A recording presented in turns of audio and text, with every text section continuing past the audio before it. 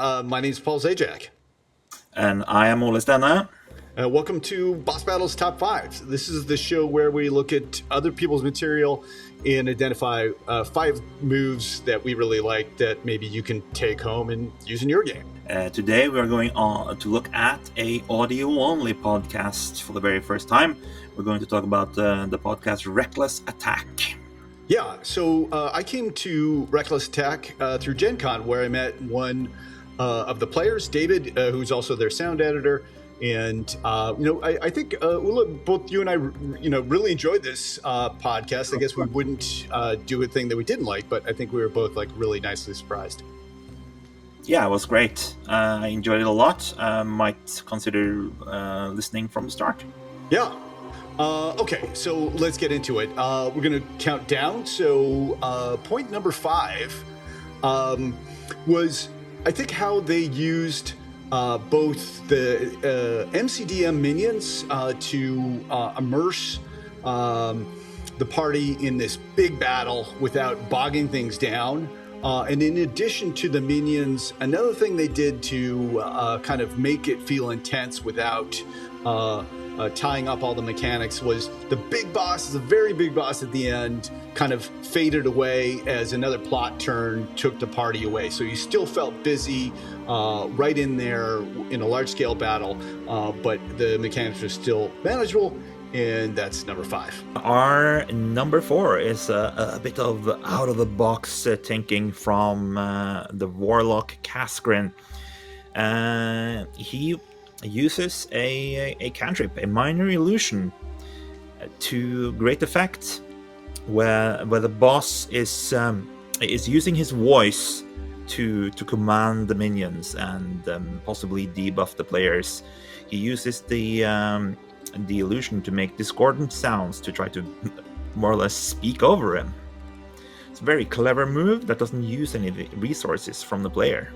Yeah, and there's other examples of this in the game too. They did a really good job of thinking out of the box, which I think was part of the overall feel of immersion that I got listening to this. And so that's our point number 2, and point number 3 feeds right off of that, which is the Dungeon Master's response to this kind of not rules as written move.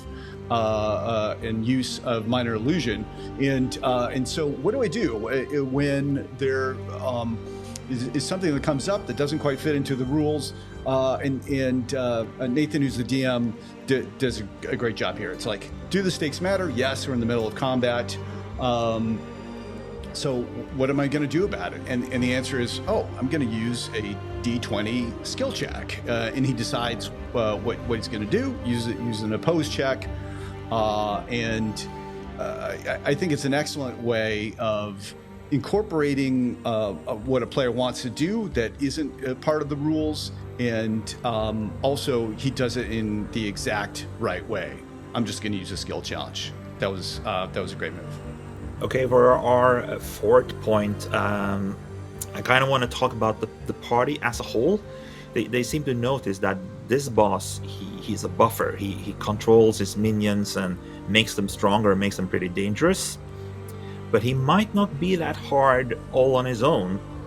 So the druid Checkers and his mount, I think it's a frog named Mango, might be wrong there. He uses the mount to disengage, which is a very clever way to get kind of a free move away from enemies.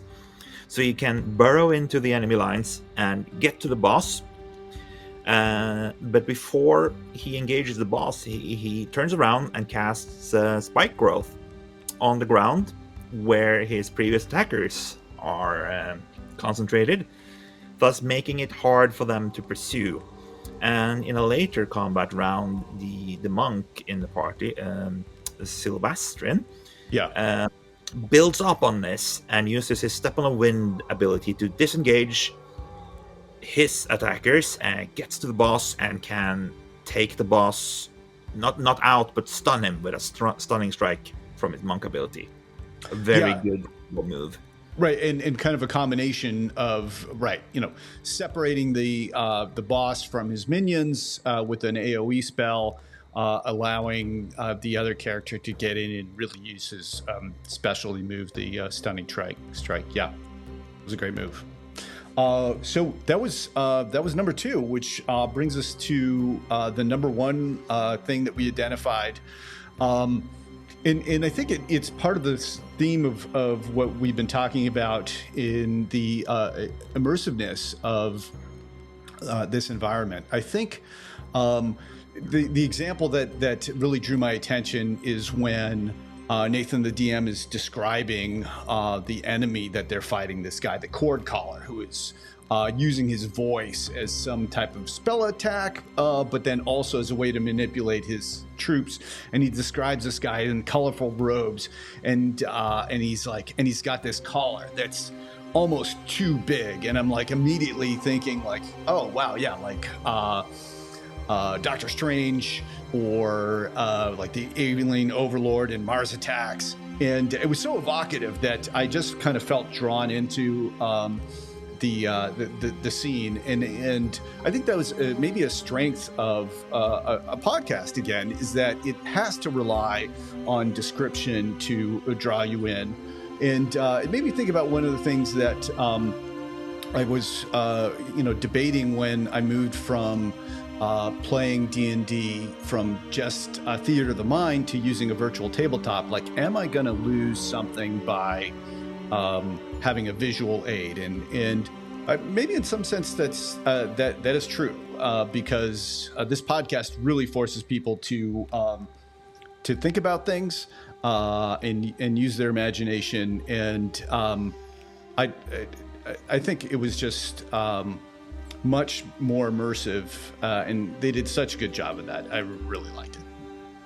As a comment to this, I only run games in person, and I use a lot of miniatures, terrain, and battle maps, and stuff that I spend a lot of time making.